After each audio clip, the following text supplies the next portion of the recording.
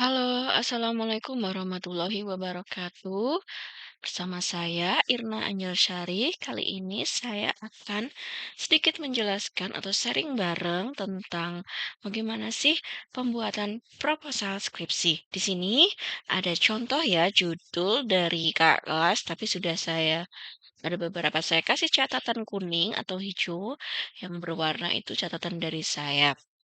Nah, di sini ada judul peningkatan kemampuan bahasa ekspresif dengan media wayang diorama pada anak usia. Nah, ini kita bisa lihat proposal ini dilihat ya, bagannya seperti ini, lalu ada persetujuan seperti ini nanti biasanya akan dikirim ya template-nya. Nah, ini kita judulnya itu, dalam bentuk seperti ini, poin Romawi 1, 2. Jadi tidak sama seperti skripsi. Kalau skripsi kan ada bab 1, 2, 3, tapi untuk proposal kita cukup pakai Romawi 1, 2. Nah, di judul Romawi 1 ya seperti ini ya. Nah, lanjut ke pendahuluan, latar belakang. Bagaimana sih membuat latar belakang? Latar belakang itu di sini isi dari, eee, apa yang kita lakukan atau yang mendasari, melatar belakangi alasan ya, alasan dalam pembuatan judul. Jadi, sebelum kita membuat judul, kita harus tahu kenyataan di lapangan seperti apa dan kenapa harus ditingkatkan. Muncullah judul ini berdasarkan latar belakang. Jadi, sebelum kita membuat judul, kita harus tahu latar belakang apa yang terjadi di lembaga kita. Karena kalau PTK itu adalah penelitian tindakan kelas yang di mana kelas kita sendiri, ya, kelas Bunda-Bunda Yanda sendiri itu ada yang kurang pada anak didik kita. Bagaimana yang kekurangan pada anak didik kita ini mau kita tingkatkan dengan apa? Nah, disinilah muncul latar belakang sehingga akhirnya merumuskan judul ini, ya, merumuskan judul ini berdasarkan latar belakang. Lanjut, apa aja sih latar latar belakang itu? Ya, pengertian secara umum ya, bisa perkembangan anak, tentang PAUD secara umum dari yang Bunda pilih, pengertian secara umum. Boleh undang-undang gitu ya. Nah, lanjut di latar belakang selanjutnya, di mungkin ini boleh pengertian umum itu ada 3 paragraf, boleh. Nah, lanjutnya di paragraf selanjutnya ada pengertian secara khusus yang ingin kita tingkatkan, kita khususkan, kita kerucutkan. Nah, misalnya nih dari perkembangan bahasa ya secara umum dari perkembangan yang seluruh kompleks, kita kerucutkan ke pengertian perkembangan bahasa ekspresi ya, dari bahasa ekspresi ini. Contohnya di sini ada pengertian ekspresi ini. Ini pengertian khusus kita ingin kita tingkat. Nah, selanjutnya ada dari kenyataan di lapangan atau observasi awal prasiklus. Nah, boleh kita langsung menggunakan penilaian gitu. Cuma yang harus ditekankan di sini penilaiannya itu belum menggunakan media diorama karena kan tadi menggunakan media ya. Jadi pembelajarannya bersifat konvensional. Konvensional ini ya, hasil observasi ini, hasil pembelajaran konvensional, kenyataan di lapangan, pembelajaran konvensional. Konvensional itu apa sih? Yang secara umumnya boleh menggunakan LK, boleh dengan media lain ya. Belum menggunakan media yang seperti di judul.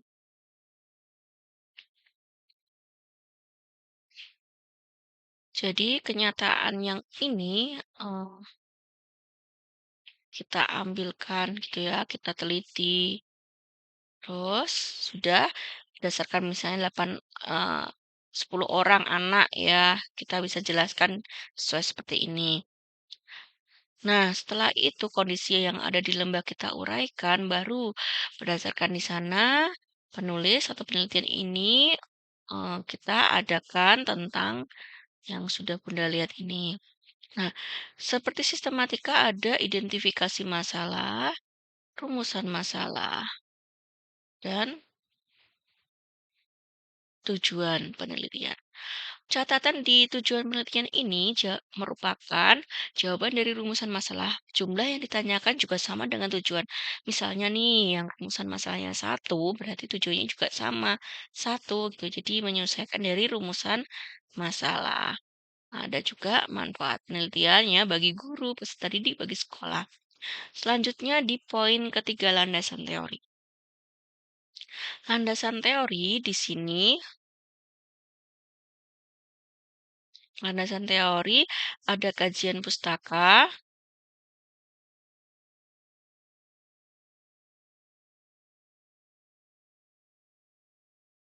Oke, lanjut.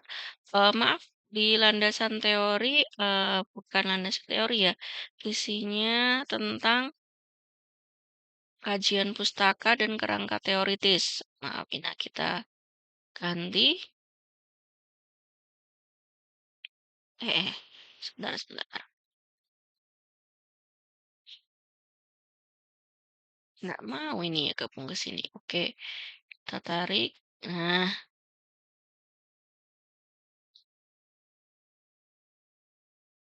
kajian pustakanya di sini ya, bukan landasan teori ya. Untuk secara sistematika.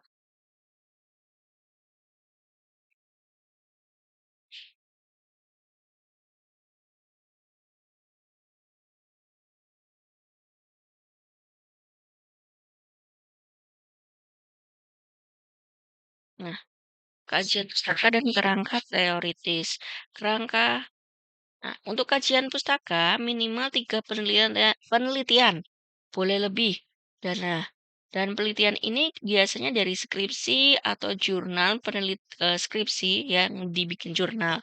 Kita bisa cari di Google Scholar. Caranya mencari Google Scholar gimana? Oke, kita pause dulu. Nah, kita jeda dulu, kita beralih ke Google Scholar. Caranya kita mencari penelitian jurnal, kita bisa ketik di pencarian. Ya, jangan lupa di scholar.google.com kita cari tentang sesuai judul kita ya, misalnya peningkatan kemampuan bahasa ekspresif. Kita cari, oke. Nah, karena penelitian ini kita harus menggunakan penelitian yang benar-benar terbaru dan tidak boleh jadul ya 2002, 2010, 2013 itu sudah tidak digunakan. Kita bisa eh, di sebelah sini ya. Kalau di HP biasanya di bawah sini ada year.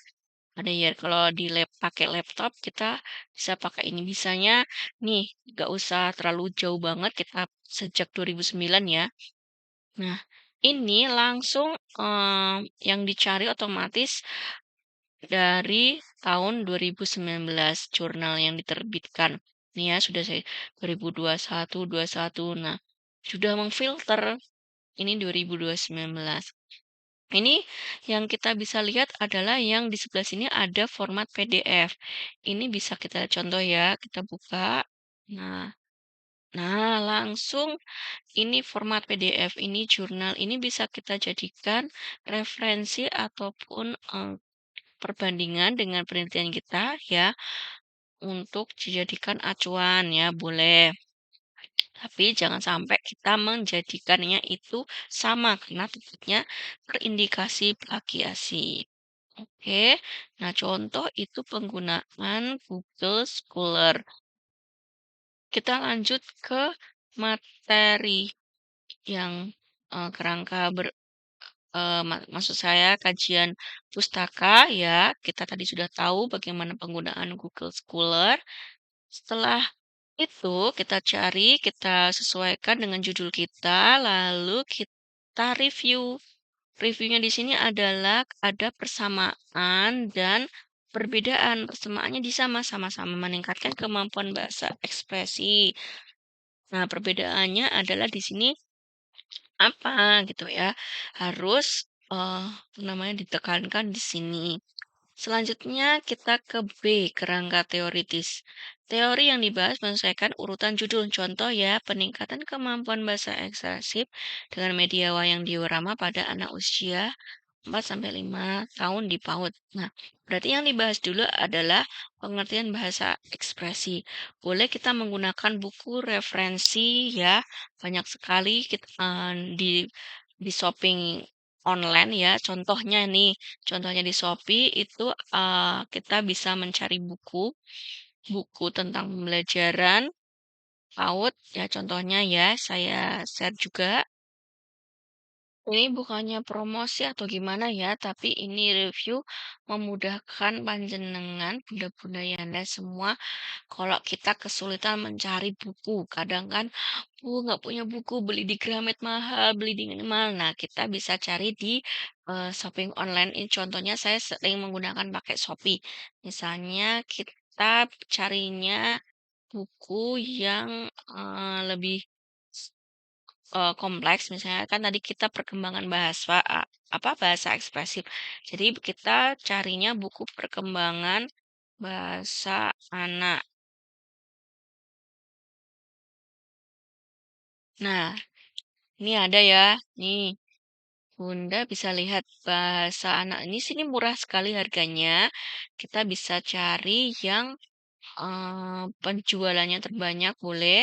Nah, tapi biasanya kalau murah itu biasanya fotokopi KW ya atau semi ya. Jadi nggak jangan tak apa biasanya bahasa cetakannya itu nggak original tapi mungkin KW. Apa-apa yang penting kita ambil isinya. Nah, di sini harganya sangat terjangkau. Ada yang harganya 24 ya, ada yang 45 variasi. Ini contoh perkembangan bahasa. Jadi kalau kita nggak dapat buku mentok ya, kok bukunya kurang gitu, kita bisa cari di sini. Saya nggak menyarankan untuk beli wajib gitu ya, nggak.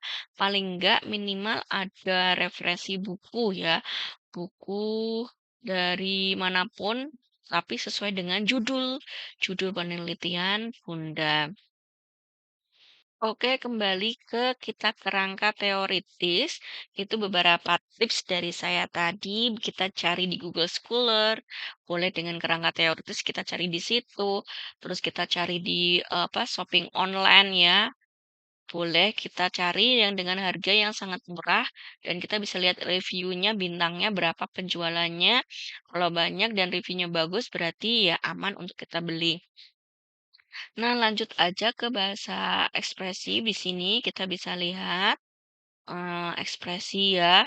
Kita scroll aja nanti akan saya kirim bentuk file juga. Nggak usah khawatir bisa dilihat. Nah, ini contohnya pengutipan seperti ini jangan dilakukan ya. Cukup ambil namanya aja, siapa yang membuat, seperti menggunakan link ini dilarang. Nah, link penggunaan saya kasih catatan.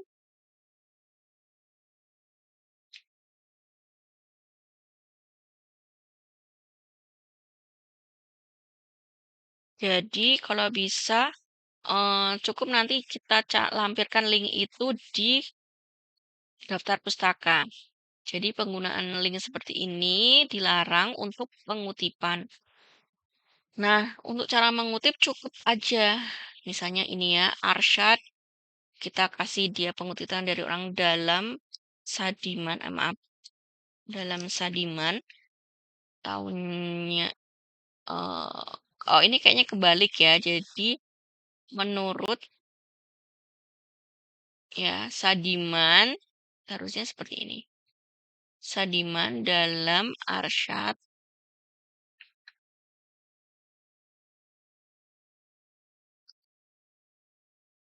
Jadi cukup seperti itu. Nah, ini tahunnya juga nggak boleh nih terlalu tua banget 2002. Ini juga tidak boleh.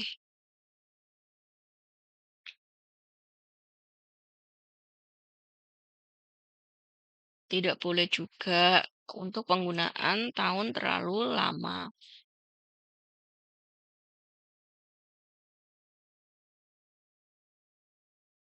Jadi kalau bisa tahunnya minimal 10 tahun terakhir, ya 10 tahun terakhir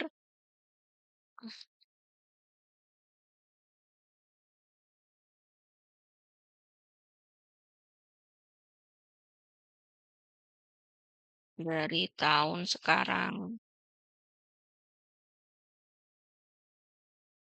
Nah, ini tahun sekarang berarti tahun 2000 sekitar 2015, 2013 itu aja udah terlalu mepet ya kalau nah sebaik saya saranin sih 2019 aja yang tadi kita sortir biar nggak terlalu lama banget. Nah, ini sebenarnya tahunnya 2002 ya, cuma cara pengutipannya ini harusnya tidak seperti ini. Pengutipannya yang menurut nama dan tahunnya aja. Jadi link ini sebisa mungkin dihapus. Nah, contoh untuk kita misalnya di dalam buku situ, ternyata sumber lain juga mengutip. Nah, contoh Gerla dan Eri dalam Resat, contoh pengutipan sumber-sumbernya mengutip orang lain. Ini contoh seperti ini. Kita lanjut. Nah, untuk media biasa wajib ada gambar medianya yang di sini. Contoh media wayang diorama. Tapi untuk metodenya biasanya ada kalau misalnya kita nih melalui metode gitu ya. Itu ada step-step atau langkah-langkahnya. Ini contoh media juga biasanya ada cara pembuatannya juga gitu. Nah, cukup ya. Ini contoh kerangka berpikir kalau gambar harus ada judulnya di sini di bawah. Selanjutnya di Romawi keempat metode penelitian. Nah, PTK ini juga menurut Bunda pahami ya, jadi boleh bebas. PTK ini boleh dari mana aja, referensinya banyak sekali. Nah, jadi prosedur penelitian PTK sangat variatif. Boleh menggunakan sumber yang lain yang mungkin Anda pahami. Misalnya kalau ini nggak paham, misalnya nggak paham dengan model John Elliot, boleh menggunakan model yang lain. Tapi untuk apa namanya perencanaan seperti ini biasanya hampir sama sih langkah-langkah pembelajaran itu dari setiap PTK menurut modelnya siapa itu hampir sama. Ada perencanaan, ada tindakan gitu ya. Ada penutup. Ini hampir semuanya sama. Ini juga harus kita jelaskan. Sumber data ya seperti ini ya, sudah dilihat nanti bisa baca sendiri isinya, keabsahannya, teknik analisis datanya, indikator keberhasilannya yang mau berapa persen yang untuk dicapai. Ini tuh cukup. Nah, untuk penilaian bentuknya variatif, silakan menggunakan referensi yang Anda kuasai dan yang dipahami. Jadi, tapi juga harus disesuaikan dengan judul-judul yang tadi tentang bahasa ekspresif misalnya. Ini ya, bahasa ekspresif contoh nih. Bahasa ekspresif belum berkembang, MB, BSH, BSB. Contoh ini bisa dibaca nanti, harus juga jadwal penelitian. Sistematika, dan daftar pustaka. Nah, baru boleh dicantumkan linknya tadi. Tuh, ini seperti ini. Oke, cukup sekian dari saya. Mohon maaf apabila ada salah kata, pun mungkin kurang paham, boleh ditanyakan di grup bimbingan. Begitu ya, kita nanti bisa ketemu lagi tetap muka secara nyata, luring ya. Saya agendakan. Oke, terima kasih. Sekian dari saya. Assalamualaikum warahmatullahi wabarakatuh.